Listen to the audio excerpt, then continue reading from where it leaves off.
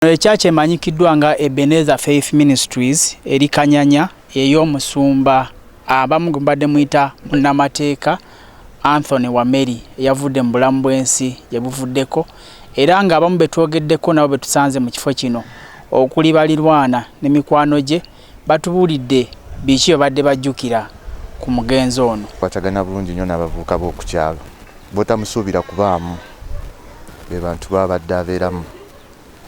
So twaliza wamu tugenda mu misinga nnyo si baana bokka ne wabula ne ba honorable members of parliament.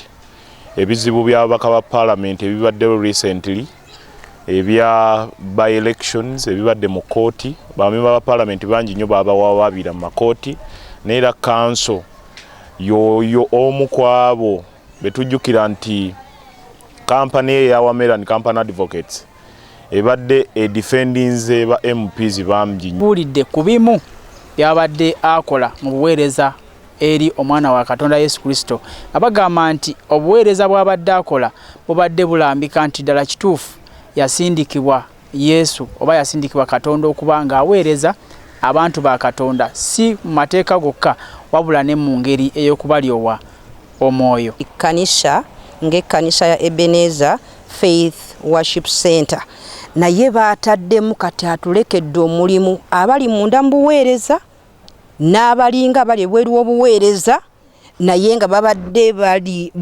bafuna wanga bamunywako kali nga omulimu gw'okuvuunula ekyo omusumba wa Mary kyatutaddemu omulembe gwonna oguyiseeko n'ogubaddeko bannange tusigaze omulimu era tusaba Katonda atuwe ekisa tusobole okuvuunula kyetulabye ku musajja wa Katonda kyetufunye ku musajja wa Katonda obeere gy'obeera oba oli Mbaale oba oli Kapchora oba oli Liddawa ng'omuntu bw'akulaba alabirawo n'atunulira embala y'omusajja wa Katonda. Bano bagamba nti bingi batajja kwerabira ku Anthony Wameli nga bimu ku ebyo kwebwesimbu n'okukola emirimu gye n'obwesimbu awatali kuwunjawunja newankubadde nga abeeranga bize abadde teyeerabira kujja kuweereza maaso ga Katonda. Ne kiba kyetaagisibwa kibanga kyetaagisibwa okulanga music avayo bulungi olabanga akiteekamu ate akiwa obudde then n'ekirala abadde musajja ng'alina omutima ogw'abavubuka bannaggwanga basobola okuba nga ate bamumanyidde nnyo mu eri endala ng'era olaba alwanirira eddembe okusinga atunulira guno omugigi guno. So ne mbuweereza ezimu ku department yasobola kubuusa maaso era nga eyimiridde bulungi. Mukyala we Olivia Wameli atubuulidde ku bimu byabadde ajjukira ku Baawe ono gwagambye nti tazikawo era abaana balisigala bamujjukira. That his life has been cut short, but neighbors am come and my children will have a legacy. People will always tell them your father was a great man. Yeah. For me that is enough. For me that is enough. That my children shall not be ashamed of the person they came out of. Njagala bebaza mwenna.